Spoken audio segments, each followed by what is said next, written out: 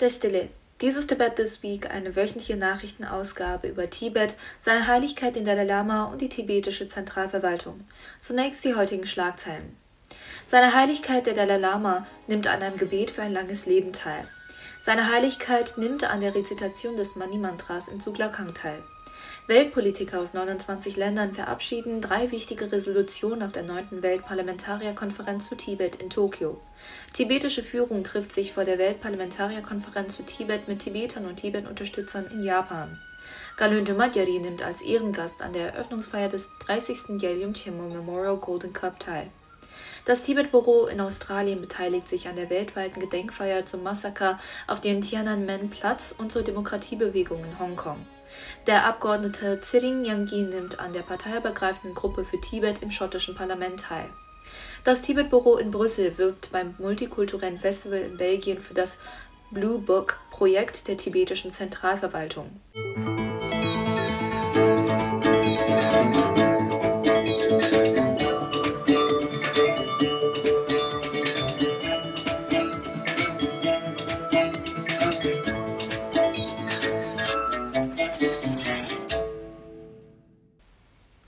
Am vergangenen Sonntag nahm seine Heiligkeit der Dalai Lama zusammen mit Damjur Rinpoche, dem Abt des Namgyel-Klosters, und schätzungsweise 4000 Menschen an der Rezitation des Mantras von Avalokiteshvara teil, einem Ritual, das auf Tibetisch als Manithumdup bekannt ist.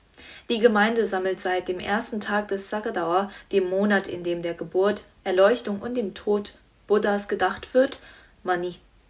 Bevor er den Tempel verließ, erhob sich seine Heiligkeit, um der Statue von Wat Sangpo und dem Bildnis Buddhas seine Ehrerbietung zu erweisen.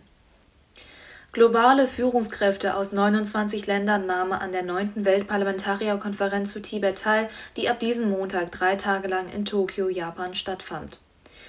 Die Konferenz wurde vom tibetischen Exilparlament in Zusammenarbeit mit der japanischen Parlamentarischen Unterstützungsgruppe für Tibet organisiert und zählte 142 Teilnehmer.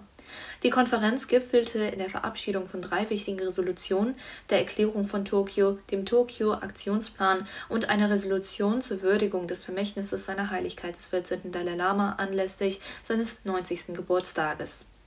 Die Resolution erkennt Tibet als historisch unabhängige Nation vor der gewaltsamen Invasion Chinas seit 1950 an und fordert die Volksrepublik China nachdrücklich auf, ohne Vorbedingungen und auf dem Weg des Mittelwegs wieder in einen substanziellen Dialog mit Vertretern seiner Heiligkeit des Dalai Lama oder demokratisch gewählten Führern einzutreten, um den chinesisch-tibetischen Konflikt zu lösen, fordert die Freilassung des 11. Bintchen Lama und aller tibetischen politischen Gefangenen, lehnt Chinas Bemühungen ab, Tibet in Xizang umzubenennen, verpflichtet sich, das Bewusstsein für die Umwelt Tibet zu schärfen und Initiativen zu Tibet zu unterstützen.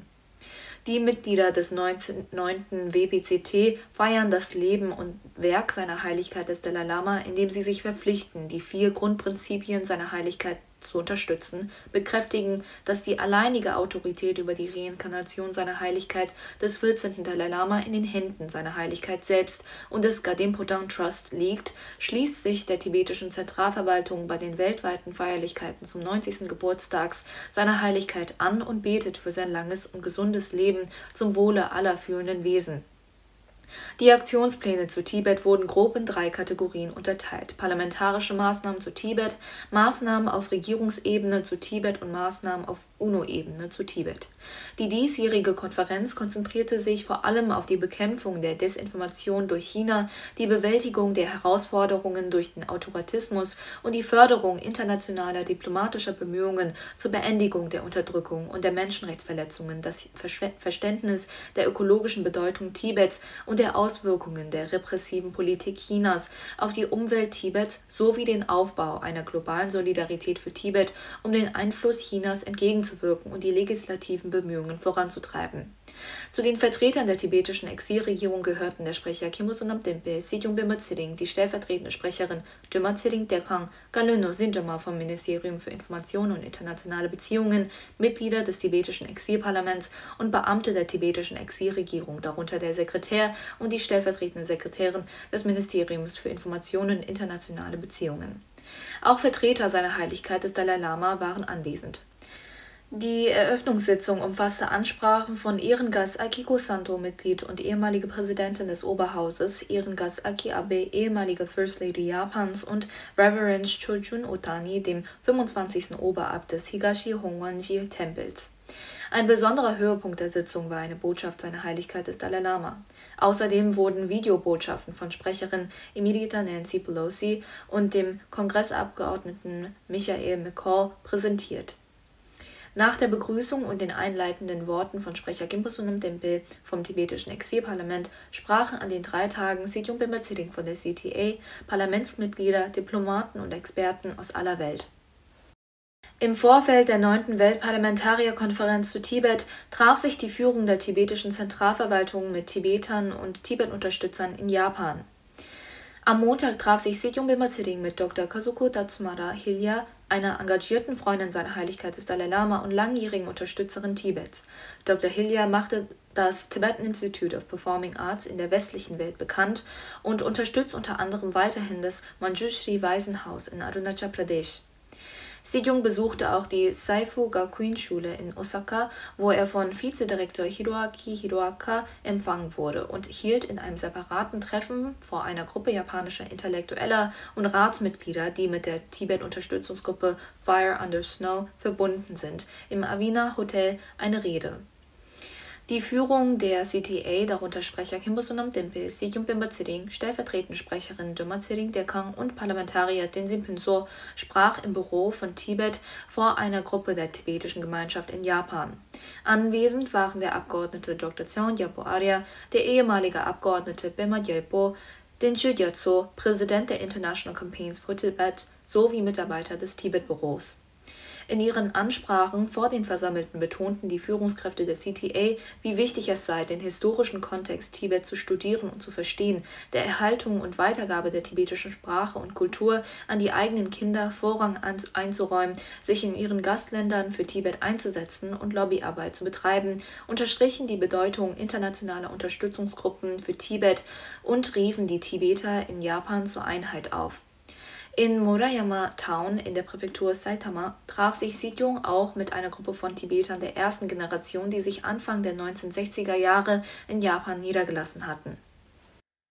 Am vergangenen Sonntag nahm Galön Dömadjari vom Sicherheitsministerium der tibetischen Zentralverwaltung als Ehrengast an der Eröffnungsfeier des 30. Yeolyumche Memorial Golden Cup in der Upper TCV School in Dharamsala teil.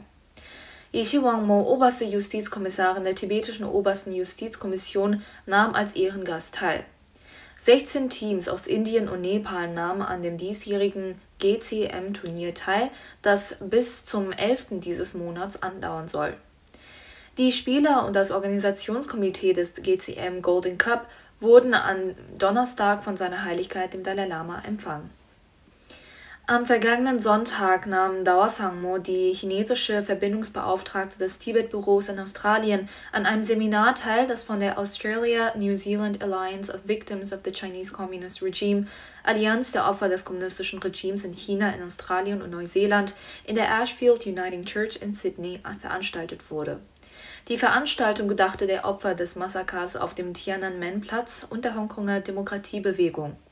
Sie erinnerte an eine eindrucksvolle Anekdote, als seine Heiligkeit der Dalai Lama als einer der ersten Staatschefs der Welt 1989 eine Erklärung zur Unterstützung der chinesischen Studentenbewegung abgab, obwohl er wusste, dass dies sein mögliches informelles Treffen mit seinem chinesischen Amtskollegen in Hongkong gefährden könnte.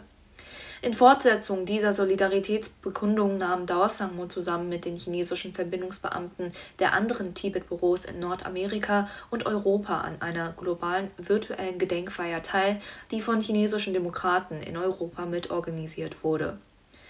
Daw Sangmo nahm als Vertreterin des Tibet-Büros in Australien auch an der freiwilligen Blutspendeaktion teil, die die tibetische Gemeinschaft in Canberra zu Ehren des bevorstehenden 90. Geburtstages seiner Heiligkeit des Dalai Lama organisiert hatte. Am vergangenen Mittwoch nahm die Vertreterin des Tibet-Büros in London, Siding Yangi, an der Sitzung der parteiübergreifenden Gruppe für Tibet im schottischen Parlament in Holyrood teil.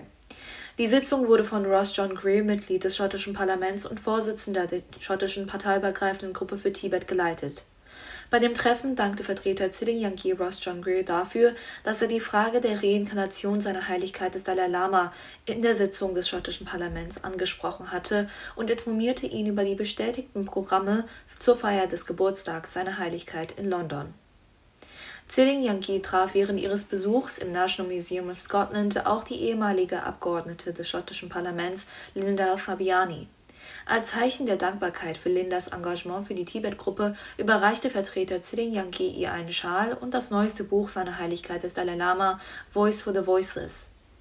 Ross John Greer, Vertreter Tshering Yanggi sowie die Vorstandsmitglieder von Tibet Solidarity, Cameron Garrett und Eleanor Byrne Rosengren, besuchten am vergangenen Freitag auch das Kagyu Samyelingskloster und trafen sich mit Yeshe Losar Rinpoche, dem Abt des Klosters. Tenzin Nordin vertrat das Tibet-Büro in Brüssel auf Einladung der Tibet-Unterstützungsgruppe Lungta in Belgien beim multikulturellen Festival am vergangenen Freitag.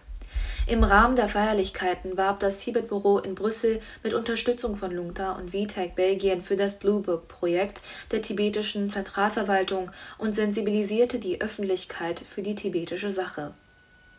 Ich danke vielmals für die Aufmerksamkeit, auf Wiedersehen und bis nächste Woche.